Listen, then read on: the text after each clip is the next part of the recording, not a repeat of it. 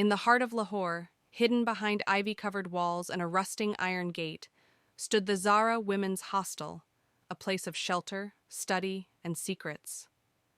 Behind it stretched a garden, not grand, but lovingly tended. Among the roses and jasmine shrubs worked a man few noticed, but whose hands knew every stem by heart. His name was Saad. 32, quiet and lean, Saad had worked as the gardener for 6 years. Every morning at sunrise, he arrived on his old bicycle, carrying a small satchel of tools and a flask of tea. He didn't speak much, only nodded to the hostel warden or the cook. He didn't intrude or linger. The girls often passed by him on the way to college, their laughter like music, but Saad kept his eyes on the soil. Until her. Mina was different. She arrived in March, just as the bougainvillea began to bloom.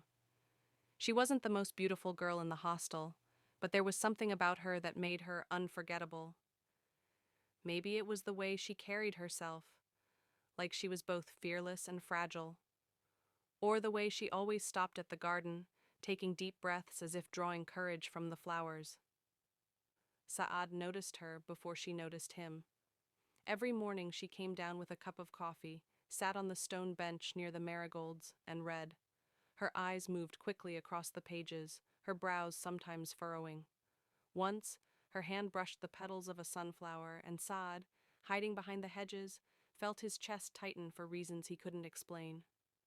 Days passed. Then one morning, she looked up and saw him. "Good morning," she said. Saad stood frozen, rake in hand. "Morning," he mumbled. "You take care of all this?" He nodded. "Yes. It's beautiful." That was all. She returned to her book, but the next day she greeted him again, and the next. Slowly, like the unfurling of a rosebud, a strange rhythm began between them. A greeting, a smile, a comment about the weather. Then one day she brought him a cup of tea. "For you," she said. "You're always working so hard." Saad hesitated. No girl had ever done such a thing, but he accepted it with trembling hands. "Thank you." "I'm Mina," she said. "Bachelor's in psychology, 2nd year." "Saad," he replied. "Gardener." She smiled. "Nice to meet you, Gardener Saad." From that moment their conversations deepened. She asked about the plants, about his life, his village near Bahawalpur. He told her of dry summers and monsoon dreams.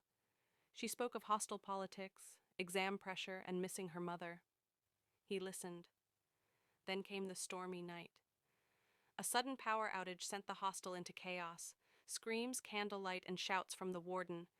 Mina stood by her window, watching the rain. In the garden below, Saad rushed to cover the fragile plants. She ran down. "You'll get sick," she shouted through the rain. "I have to protect the seedlings," he replied, laughing as thunder rolled above. "Let me help." They worked together, soaked to the bone, laughing and slipping in the mud. When it was done, they stood under the veranda, dripping and breathless. "You're crazy," she said, shivering. "You too," he replied, offering his scarf. Their eyes met and held. That night, something changed. Over the weeks that followed, they found excuses to meet. She would come down earlier, he'd linger longer. They shared stories, poems, favorite songs. One evening, she gave him a book of Urdu poetry. "Read this," she said. "It reminds me of you." Saad's fingers brushed hers as he took it. "I think of you when I'm not here," she confessed, eyes shining. Saad looked away. "This can't happen, Mina." "Why not?" "I'm just a gardener." "You're more than that, to me." But love doesn't always follow rules. It seeps into quiet corners, blossoms in forbidden places. And so, they fell. They met secretly, beneath the banyan tree, behind the tool shed. Small touches, whispered words, and glances that lingered. Mina brought him sweets from the city. He gifted her flowers arranged with trembling hands. But secrets are like seeds. They grow. One evening, a girl from the hostel saw them laughing together. Whispers spread like wildfire. The warden called Mina in. "A gardener, Mina? Do you know what people are saying?" I don't care, she said. You should. You'll ruin your reputation. Mina was suspended for a week. Saad was dismissed without pay. They didn't say goodbye. Weeks passed. Saad returned to his village. The garden wilted without him. Mina stayed in her room, silent and pale. Letters were forbidden, calls were impossible. But love, real love, doesn't vanish. One morning, the hostel gate opened. A man entered, suitcase in hand. He asked to see Mina. It was Saad. He had returned, not as a gardener, but as a man determined. I spoke to my sister, he said. She's a teacher in Multan. I can work there. We can have a small home. Mina's eyes filled with tears.